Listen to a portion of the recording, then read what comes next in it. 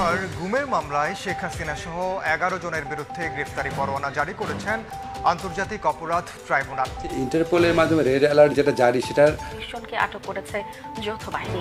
আওয়ামী লীগকে চিরতরে নিষিদ্ধ করার যেই পরিকল্পনা এবং তাদের যেই পরিকল্পনা নিয়েছে এটার সাথে আপনারা জানেন যে অনেকেই একমত হয়েছে, বিশেষ করে সেনাবাহিনী থেকে শুরু করে এবং বাহিরের কান্ট্রির সাথে, বিশেষ করে যুক্তরাষ্ট্র, ট্রাম্প, ওদের সাথেও কথা বলা হয়েছে। আসলে সিদ্ধান্ত কি নিয়েছে আওয়ামী লীগের ব্যাপারে সম্পূর্ণ বিষয় জানতে হলে অবশ্যই নাটেন ভিডিও জুড়ে আমাদের সাথেই থাকবেন, তাহলে খুব সহজেই আপনারা এই বিষয়গুলো বুঝতে পারবেন। তো চলুন দর্শক, এক এক করে বিস্তারিত ভিডিওগুলো স্ক্রিন থেকে আমরা এবার গুমের মামলায় শেখ হাসিনা সহ 11 জনের বিরুদ্ধে গ্রেফতারি পরোয়ানা জারি করেছেন আন্তর্জাতিক অপরাধ ট্রাইব্যুনাল। আর সাবেক সেনা কর্মকর্তা জিয়াউল আহসান অন্য মামলায় কারাগারে থাকায় তাকে হাজির করতে বলা হয়েছে 12 ফেব্রুয়ারি। চিফ প্রসিকিউটর জানান, গুমের নির্দেশদাতা ছিলেন শেখ হাসিনা, আর গুম করলে ওই কর্মকর্তাকে দেয়া হতো পুরস্কার।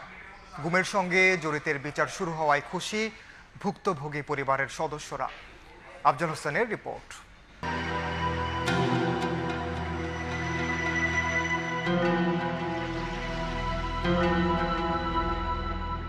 জীবন্ত মানুষের ঠোঁটে সেলাই, সরাসরি মাথায় গুলি করে হত্যা কিংবা বস্তায় ভরে নদীতে ফেলে দেয়া, গুম কমিশনের রিপোর্টে উঠে এসেছে এমন ভয়াবহ নির্যাতনের তথ্য। সন্ধান মিলেছে গোপন 8 বন্দিশালার।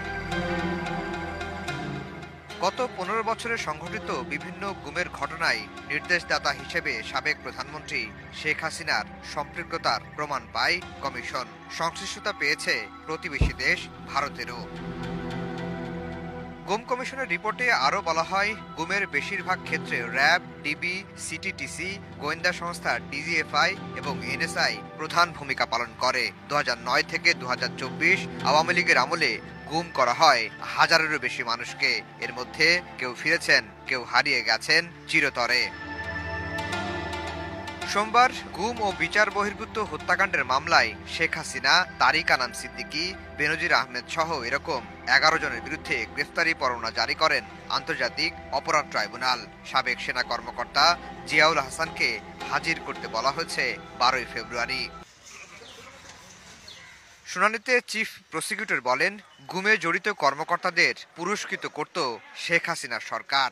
গোপন কারাগারে আটক রেখে নির্যাতন, হত্যা এবং তাদেরকে সমস্ত স্বাধীনতা বঞ্চিত করার যে অপরাধ, এটা আন্তর্জাতিক আইনে স্বীকৃত অপরাধ। সেই অপরাধটা সংগঠিত হয়েছিল তদানীন্তন প্রধানমন্ত্রী শেখ হাসিনার প্রত্যক্ষ নির্দেশে, পরিকল্পনায়। সাবেক প্রধানমন্ত্রী শেখ হাসিনা, তার তদানীন্তন নিরাপত্তা উপদেষ্টা তারিক সিদ্দিকী, তদানীন্তন আইজিপি বেনজির আহমেদ সহ বিভিন্ন সংস্থার মোট 12 জনের বিরুদ্ধে আজকে আমরা গ্রেফতারি পরোয়ানা জারির জন্য আবেদন জানিয়েছিলাম। আদালত সেই গ্রেফতারি পরোয়ানা জারি করেছেন। নাইম আর আমার সাথে আছে আরিশ বিন নাইম। বাবার সাথে মাঝে মাঝে একটু ভিডিওতে থাকার ইচ্ছা করে, ঠিক আছে? কথা বলেন আব্বা, ওকে? আমরা অনেক গুরুত্বপূর্ণ একটা কথা বলবো, ঠিক আছে? আচ্ছা দর্শক, এই মুহূর্তে বাংলাদেশ আওয়ামী লীগের সভানেত্রী শেখ হাসিনার সবচেয়ে বড় আশ্রয় কেন্দ্র, ইভেন আওয়ামী লীগেরও আশ্রয় কেন্দ্র হচ্ছে ভারত। তো আমরা দেখছি ভারতের যে ক্ষমতাসীন দল বিজেপি, তারা বরাবরই শেখ হাসিনার ইস্যুতে শক্ত অবস্থানে আছে।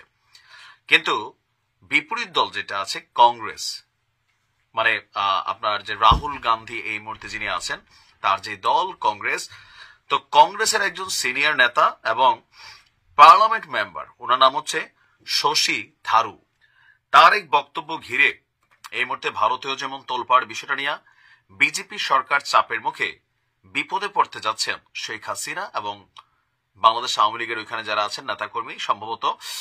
কারণ এই প্রথমবারের মতন ভারত বাংলাদেশের একটা ইস্যুতে খুবই শক্তভাবে নিজেদের অবস্থান প্রকাশ করছে। বিশেষ করে আমাদের ইন্টারিম গভর্নমেন্টের একটা প্রশ্ন বা একটা বার্তা ছিল ভারতের কাছে, যেন শেখ হাসিনা তিনি ভারতে অবস্থানকালে তার মুখকে সামলান, অথবা তিনি এমন কোনো বিবৃতি না দেন যেটা যেন বাংলাদেশে কোনো ঘটনা ঘটে, আর যদি এমন ঘটনাগুলো ঘটে তাহলে সেটার দায়ভার ভারতকে নিতে হবে।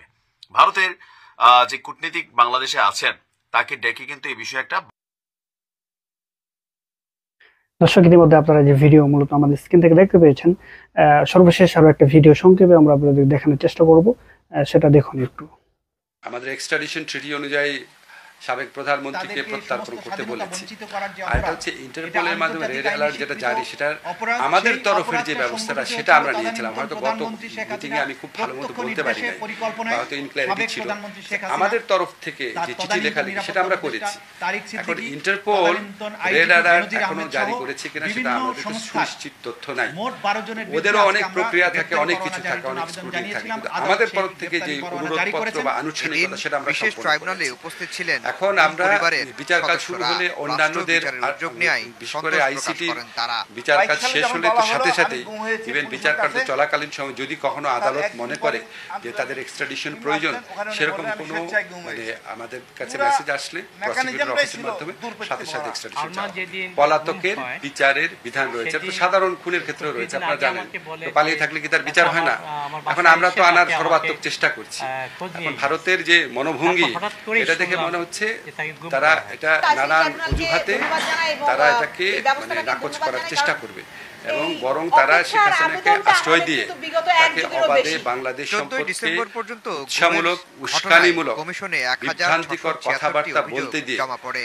তারা বরং এর মধ্যে বাংলাদেশে 758 অস্থিতিশীলতা জনের তৈরির যে অভিযোগ প্রচেষ্টা যাচাই করছে, বাছাই করা তাতে হয়েছে। আমাদের কাছে মনে হয় না এই আফজাল আইনটা হোসেন, সময় সংবাদ, গুড ফেইথে ঢাকা। বা সরল বিশ্বাসে এই আইনটা প্রতিপালন করার ইচ্ছা তাদের রয়েছে। আমরা আমাদের দাবি জানাতে থাকবো। শেখ হাসিনা লাস্ট সাংবাদিক সম্মেলনে এমনভাবে কথা বলেছেন, যখন উনি প্রধানমন্ত্রী থাকার সময় যেই কনফিডেন্স নিয়ে, যেই উদ্ধতভাবে বাংলাদেশের মানুষের সাথে কথা বলতেন, এক্স্যাক্টলি ওই টোনে তিনি কথা বলেছেন। এবং কথা বলার সাথে সাথে পুরা এই গণ অভ্যুত্থান, আমাদের যে যন্ত্রণার স্মৃতি, সেটাকে নিয়ে পরিহাস করেছেন। উনি বলেছেন যে এরকম এআই দিয়ে বানানো হয়েছে আবু সাইদের হত্যার দৃশ্য, বলেন এগুলো সহ্য করা যায়? তারপর মুগ্ধকে ছাত্ররাই গুলি করে মেরেছে, মানে মিথ্যাচার, এবং সবাইকে উস্কানি দিয়েছেন কার বাড়িতে আগুন দিতে হবে, কাকে উনি ছাড়বেন না, ইত্যাদি করবেন না। আশ্চর্য লাগে, বিশ্বাস করেন, আমি অনেস্টলি আমার কাছে অবাক লেগেছে। আল্লাহকে এই মানুষটার মধ্যে মিনিমাম অপরাধ বোধ দেয় নাই। যার মধ্যে মিনিমাম অপরাধ বোধ থাকে না, উনি তো যে কোনো কিছু করতে পারেন। এবং উনার বাহিনীকে আমরা জানি না, উনার সমস্ত মিথ্যাচার, উনার সমস্ত খারাপ কাজে আওয়ামী লীগের নেতৃবৃন্দ এবং আওয়ামী লীগের কর্মীদের এক শ্রেণীর, তাদের যে অন্ধবিশ্বাস, তারা এক্স্যাক্টলি একই টোনে কথা বলে এবং তারা দেশে নানা ধরনের উস্কানিমূলক, নানা ধরনের আক্রমণাত্মক, নানা ধরনের আপনার ষড়যন্ত্রমূলক কর্মকাণ্ডে লিপ্ত হয়েছে, আরও বেশি লিপ্ত হবে, এরকম একটা আশঙ্কা স্বরাষ্ট্র মন্ত্রণালয় তাদের ইন্টেলিজেন্স নেটওয়ার্কের মাধ্যমে তারা এই ব্যাপারে কনভিন্সড হয়েছে। তারপরে এই অভিযানটা করেছে। এমনকি 8ই অগাস্টের পরও কিন্তু, 5ই অগাস্টের পরও কিন্তু করেনি, এটা আপনারা লক্ষ্য করেন। এবং আমি যতদূর জানি, আমি জানি না ওনারা বলবেন, এটা ওনারা সর্বোচ্চ মাত্রায় সতর্ক থাকার চেষ্টা করবেন যাতে এটা অ্যাবিউজ না হয়, যাতে এখানে আপনার কোনো ধরনের আগে দর্শক, দুটো ভিডিও ইতিমধ্যে আমরা আপনাদেরকে দেখিয়েছি। বিশেষ করে আওয়ামী লীগ যে নিষিদ্ধের ব্যাপারে যে সিদ্ধান্ত তারা নিয়েছে, আসলে কতটুক বাস্তবায়ন হবে এবং কতটুক আদৌ কি তারা পুরোপুরি নিষিদ্ধ করতে পারবে কিনা, এটা আসলে আপনাদের মতামত দর্শক, সেটাও আমাদেরকে জানাতে পারেন। ভালো থাকবেন। আসসালামু আলাইকুম।